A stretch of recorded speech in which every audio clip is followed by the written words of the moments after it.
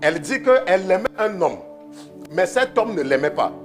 Elle était attirée par un garçon, mais le garçon là ne la voyait pas. Vous voyez parfois, vous aimez un garçon, mais c'est quand vous passez, vous avez l'impression qu'il ne sait même pas que vous êtes passé. Mais elle aimait ce garçon. Et elle était donc partie voir un marabout, pour que le marabout amène le garçon là à l'aimer.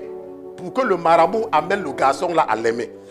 Et quand elle est partie chez le marabout, quand je voyais la femme là, la jeune fille là qui racontait l'histoire, elle était belle. Je dis que mais une belleté comme toi, une nyanga comme toi, tu te déranges alors qu'il y a beaucoup de personnes qui peuvent mourir après toi.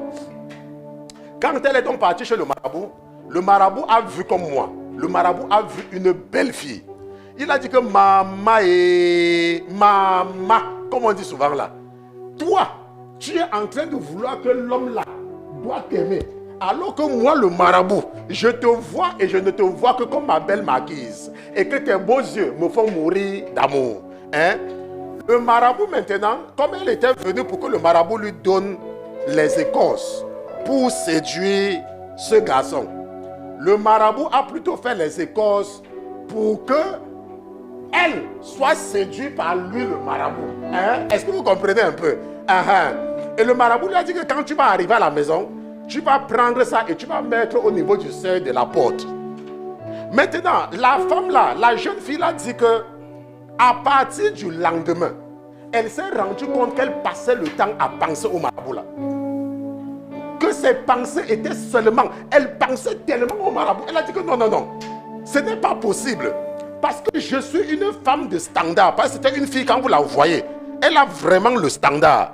Et vous connaissez là les marabouts africains, vous savez qu'ils sont tous dans les endroits et lobby. Je ne sais pas comment on appelle ça au Bénin, n'est-ce pas? Vous connaissez là où ils sont, n'est-ce pas? Dans les endroits vraiment endroits là, n'est-ce pas? Et elle, c'était une fille qui avait vraiment la classe.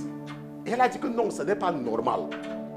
Le sentiment que j'ai, ça ne peut pas être normal. Le marabout là m'a fait quelque chose.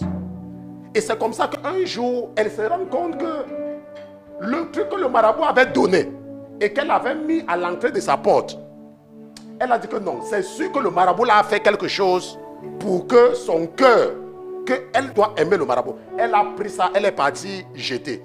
Et c'est comme ça là qu'elle a commencé à revenir dans ses pensées. Laisse-moi te dire, parfois, si tu n'as pas une vie de prière, quelqu'un va partir avec ton nom chez le marabout. Et tu vas seulement te rendre compte que tous les jours, quand tu te lèves, tu penses à la personne. Pas parce que tu veux, mais parce que tes pensées sont contrôlées.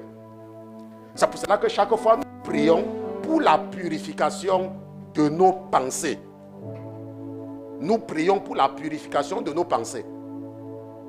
Il y a des gens, il y a un objet personnel que tu ne trouves pas. Laisse-moi te dire, cet objet personnel se trouve chez un marabout. Quelqu'un a pris ce qui t'appartient pour amener chez un marabout, pour contrôler, pour s'assurer que tu vas l'aimer, que tu le veuilles ou pas. Mais si tu pries, chaque fois que le Saint-Esprit purifie tes pensées, tu ne feras pas un mauvais choix. Amen. Nous allons remercier le Saint-Esprit pour le point de prière de ce matin.